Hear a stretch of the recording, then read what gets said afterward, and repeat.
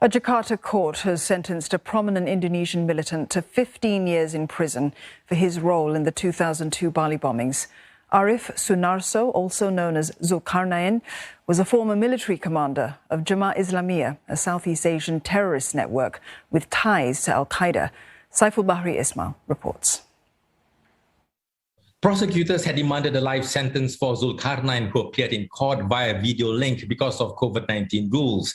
They said Zulkarnaen's acts had resulted in deaths and injuries, and there was no reason for leniency. More than 200 people were killed in the 2002 Bali bombings, including 88 Australians. It remains the deadliest militant assault in Indonesia's history.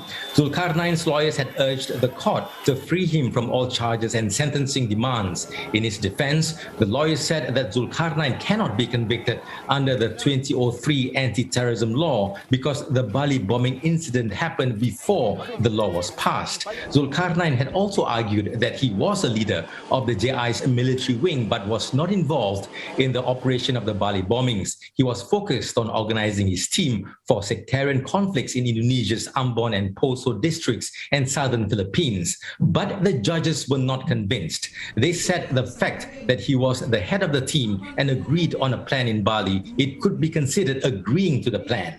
The court also flagged other attacks by Zulkarnaen's cell during the sentencing, including a 2000 attack on the Philippines embassy, as well as a series of church bombings. Zulkarnaen had eluded capture for 18 years after being named a suspect in the 2002 Bali bombings. In December 2020, he was arrested in Lampung province after police were tipped off to his hideout after interrogating several suspected militants arrested in earlier raids. Zulkarnaen is a biologist and was among the first Indonesian militants to go to Afghanistan in the 1980s for training. He was an instructor at a military academy there for 7 years.